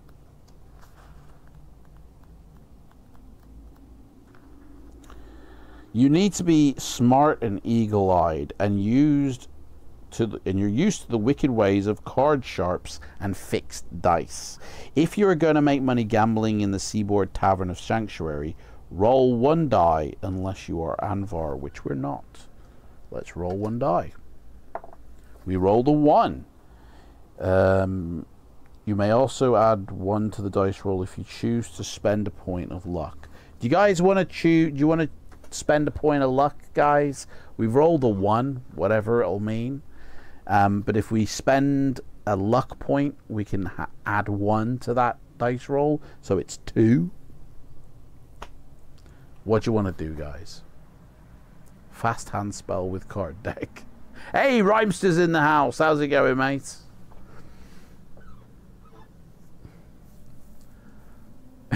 And we die. You trip on your shoelaces, you knock your head on the cement, your adventure is over. What shall we do, guys? Do you want to spend a luck point, yay or nay? I mean, at this point, I don't think it really matters what bloody... No luck, right, okay. So, we've rolled 1 dice. It says, if the final total is 3 or less, which it is, you lose 2 gold pieces. So, that's another 2 gold pieces gone. We're down to 8. Now you have little time left, so you must hurry. What a waste of time that was. You have spent some hours in a rough and tumble part of town where pickpockets and cut purses throng the streets and taverns. You got to test your luck now. Well, we've got a luck of 11, so we got a good, unless I roll double 6 here, we got a good chance of being lucky. We are lucky. We're lucky. If you're lucky, you manage to keep all your gold. If you were unlucky, you'd lose half of it. So, ooh. So what do you want to do now? Do you want to buy some equipment, or do you want to go and wait for the ship? I mean, it's worked out well so far, guys. At every decision, it's been a balls up, I feel. But what do you want to do? Go for the ship, Jeff says. Let's just go wait for the ship. Maybe we'll get lucky and get to play in the water first. The Gloria of Armilia is the Gloria of Armilia is a full-armed war galley, and to your amazement, the captain is a Barabang centaur. How does he work on the ship if he's a half horse, half man dude? Centaurs are hardly renowned for seamanship, but the magical iron shoes on the centaur's feet allow him to walk on water? The fuck? Jesus horse here. As you discover when he literally walks aboard after you. There is a fair northerly wind, Captain Carnus says, as he sniffs at the bitterly cold air. We should get to the end of the ice cap islands without fog to worry about. Only icebergs and whatever monsters of the deep may wait in store, eh?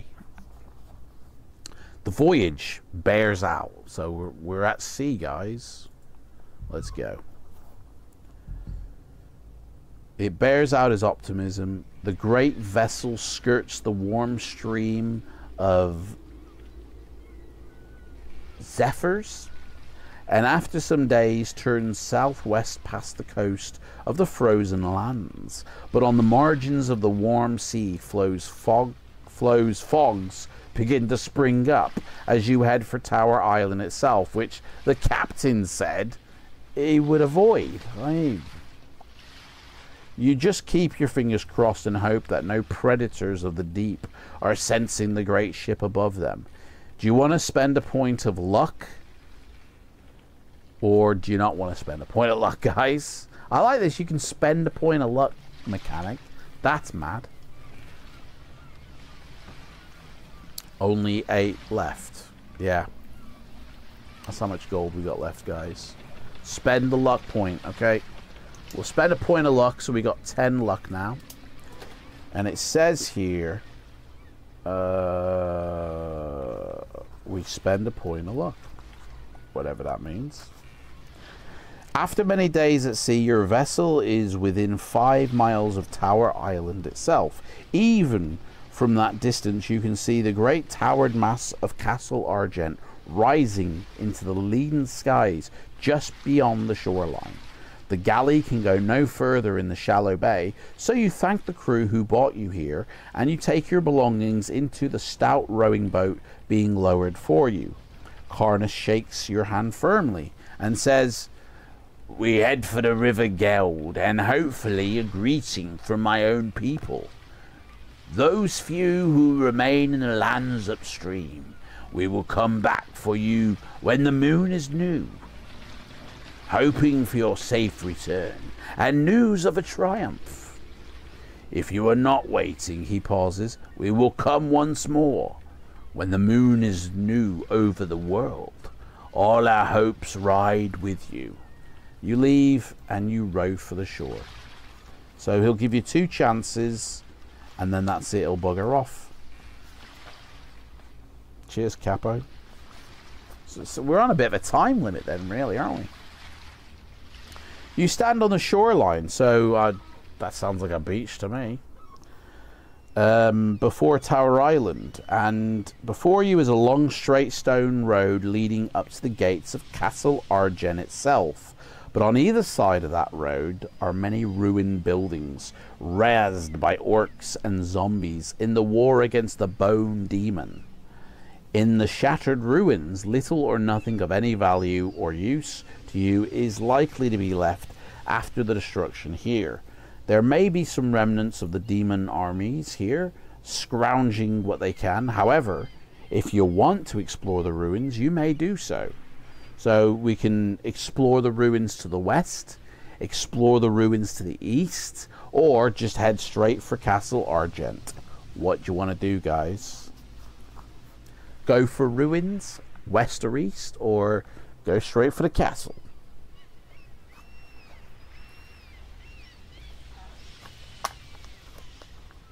Man, mouth is so dry.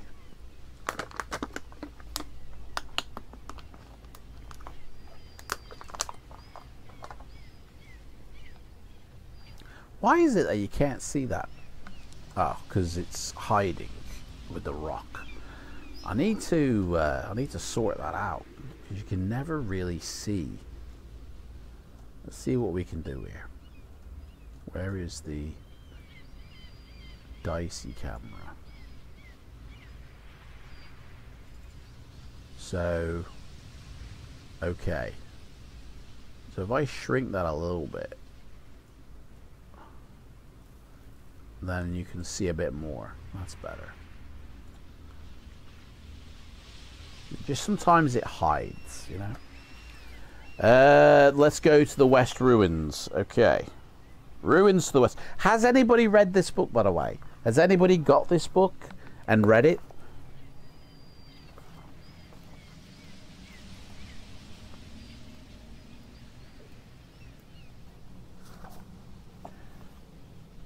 Never read it? Never read it? Shit. You spend some hours sifting through the least destroyed homes, so you must eat a meal. So we lose a meal without gaining any energy. Bullshit, that. You find a 10-meter length of rope and an empty glass bottle. You also find some gold hidden in a leather purse that has been stuffed into a hole in the wall. Do you guys want to keep the glass bottle and the rope? It doesn't tell us how much gold there is, unfortunately. Just says a number of gold. Oh, roll one. Sorry, roll one die. Roll one die to discover how much gold you find. Shit. Where's that gone? Lost the dice, guys. The fuck dice has truly disappeared. What the hell? There it is. Ugh. Under me chair. Me hearties. Right, 3 gold pieces we found. So now we've got 11. You want to keep the rope? Okay, so that's 1 in the backpack. Do you want to keep the empty glass? Keep it all, right? Okay. Glass bottle. So we've got somewhere we can have a whiz at least, if we're caught short. You know? Better than a diaper, isn't it? However, you also run into a prowling group of orcs as you make your way back to the main road. 3 of them jump out from behind a crumbling stone wall, and while their armor is ragged, their axes look sharp enough. To your dismay, you observe that these great orcs, and worse still, one of them is a mutant with exceptionally powerful limbs and shoulders. You must fight them all together as they encircle you. What the fuck? You must fight them all together. There's 3 of them. One has a skill of 7, another one has a skill of 7, and the mutant has a skill of 8. How do you fight these all together? Do we? Because it doesn't say you fight them in turn, which is one after another. You have to do them all at once. It never gave us that kind of battling system. Fighting more than one creature. Okay, it did.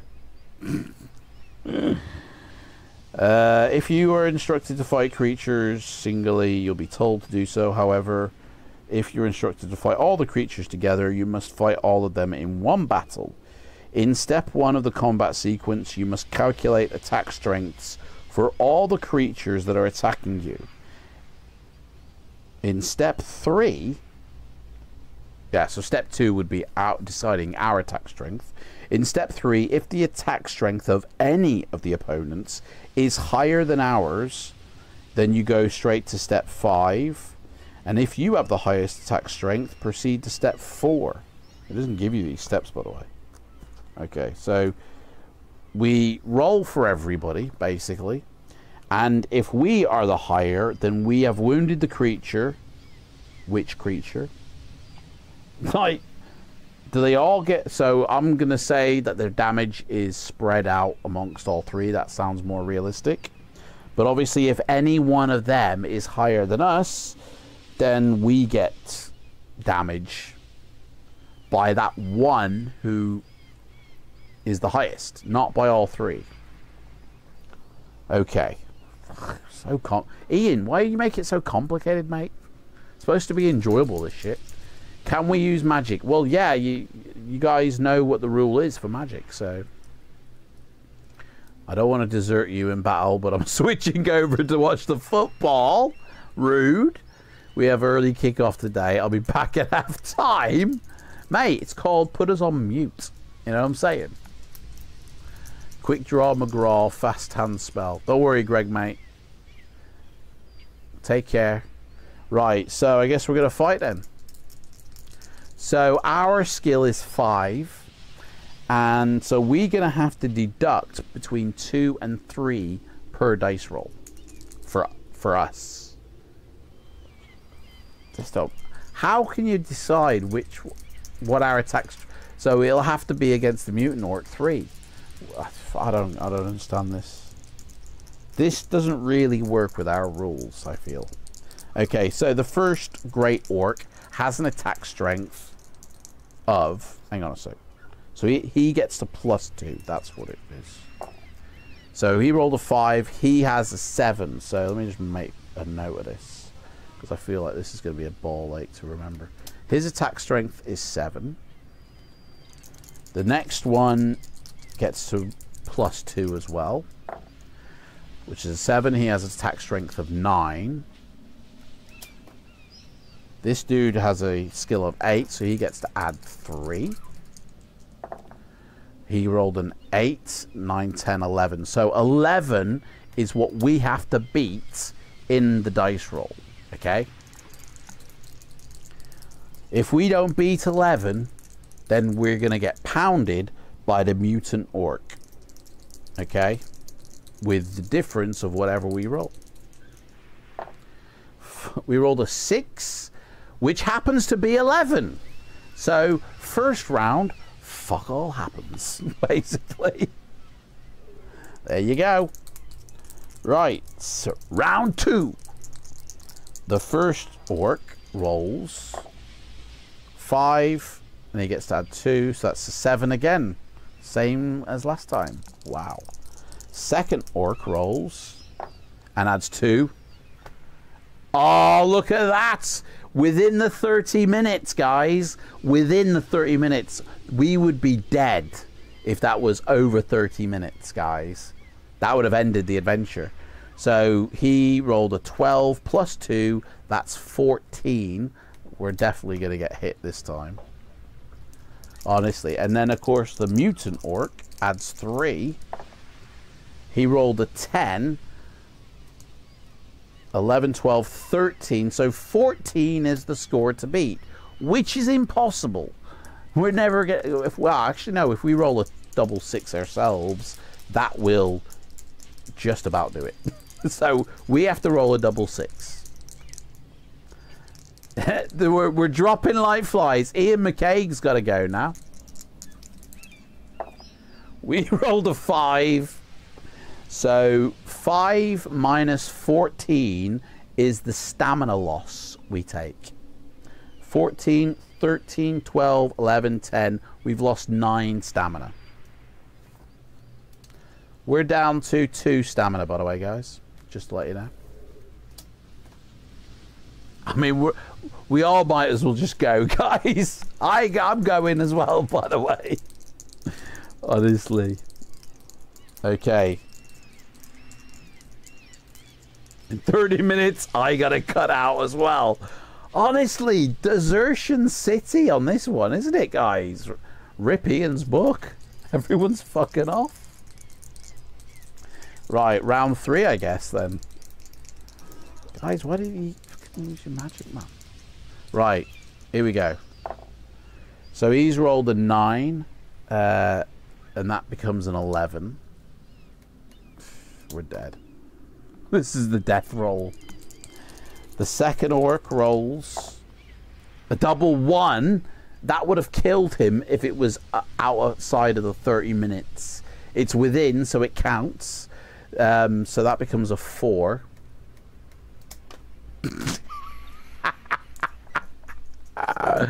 Honestly, this is mental. And the mutant orc rolls a 4, 5, 6. That becomes a 7. So 11 is the one to beat. We have to match 11.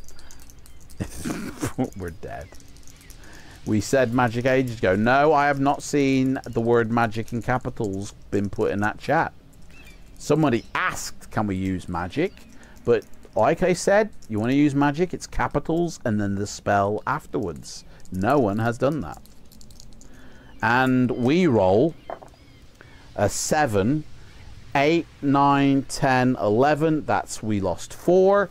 That means we're dead. End of story, guys. Boom, boom. That's all she wrote, I'm afraid. 24 minutes we lasted. We lasted 24 minutes, guys, of the story. And yet the stream is over 2 hours long.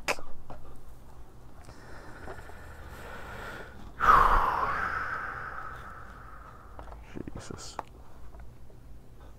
Unfucking believable, guys. Foobar. Yeah, tell me about it. Rhymester, magic spell. Well, unfortunately, Rhymester, there is no spell called spell. Like, you've put magic, yes, that's good, in capital letters, but the word after spell, there is no spell. There's our magic spells, by the way, that you could have used. There is death spell there, but you didn't put the word death spell. I missed that instruction. I said it right before the adventure started, mate. So, yeah. I still enjoyed hanging out. Mate, honestly, this book is crazy. It's absolutely mental. And I feel this is better played with 4 people. You know, each having a character. So, like, that orc situation, like, you really have to be the barbarian to win. Or, the you know, one of the stronger... Or use magic, you know? Magic death. Yeah. Michael, welcome in. We're dead, mate. You've missed it. You're late. Oh, no, worry about it, mate. Don't worry about it. Maybe you said it during the Great Freeze. No, I didn't. I was reading the actual intro during the Great Freeze of the stream. I'd already said it before then. So, yeah. You know, I said it when I was reading about, like, when we were, before it even started rolling for the dice, I mentioned it. So you probably guys just forgot. Anyway, that's that, guys. Legend of Zagor. But what's next? Well, next is the August the 27th on Wednesday. So in a few days' time, guys, we are literally less than a week away. Oh, no, we're not. Oh, it's a week and a half away, sorry. Shit. So the next one is on the 31st, which is only 4 days after the 12-hour stream. So on the 27th, we come back to talk about Fighting Fantasy. But the very next book we read, 4 days after that, is Deathmore. I'll create the stream once this stream's finished, because I'm still kind of in shock, you know, about this book. This book is mental, and I'm going to be watching my Spotlight review after this stream ends. I want to see what I said about this book. Like, how did I put it across, you know? You blame the wacko. But honestly, this book is mental. It's crazily complicated, and it's mental in its execution. So, I guess the drugs had set in by then, during the early 90s. Oh man, I wonder if you're gonna yet at yourself during the review, huh? I wonder if you're gonna yet at yourself during the review. I don't know what that means, mate. Yeah, that cover is very interesting. It's like a human face and a lizard face. There's obviously more to it, by the way, if we look at it. It's actually got, you know, all that shit down there as well. But I like to, actually we could do that. Oh no, because I like to have the name in. Yeah. So, would you consider a request of a book we have already done? Well, as long as it's one that we haven't done this year, that's not a problem. But this year, we're going through them all in order. But, of course, after Deathmore, if you guys want to request a book, I'm all up for it. So we could do the first book in September. We could do as a request, but it has to be one that we haven't done already. So it'd be one from the future, number 55 onwards. So maybe we do that. So yeah, we died. The light can die as well, basically. Let me start the 3-minute countdown, guys. And we can still chat. We can still do, you know, what we need to do. Let me kill the dungeon, because the dungeon should die. So, yeah. Guys, I really want to thank everybody for turning up, and for those that stayed, thank you for being so patient. And for those that had to go, no worries. Like, you know, this is just a bit of fun, and you can always watch the repeat for what you missed. Although they didn't miss anything, because we died soon after people started leaving. Have I tried the program? I have looked at it, like looked into it. I haven't got it yet, but I have. It is available on the PC still. So I might grab it, but it's just putting all the fucking films in again, isn't it? Into another thing. So, but I will look into it, Rhymester, yes. We might just stick to the numerical order of books. We should do the newest books. We have done the newest books. We did actually break when they released that new one this year, the Blood Island one, I think it was. We did break and go play it. And then we went back on to our numbered lots. So you've not read the late ones, and I'm very interested in those. These are the late ones, mate. These, any book from like 50 onwards is the late ones. These run up to 59 in the Puffin series. And then they go on to like Bloodbones and Howl of the Werewolf. And on and on and on. So yeah, we'll get through them all, I believe, this year. We've got plenty of time. But let me start this. Guys, thank you for showing up. I love you all. But we've still got time to chat, guys. We've still got time to do things. We've got 3 minutes to yak and crack and all that shit, you know. So don't worry. We're still here. We started at number 1. Yeah, we did. Actually, let me just do this now while I'm here. Might as well get the other one going while I'm here, and then hopefully if I do it in time I can drop it in. So create a go live, a scheduled stream. I'm gonna have to create it from new because that's my old one. Live. I'll just copy this across. Yeah, we'll do that. Happy. So we're doing, what did I say we were doing? Deathmore.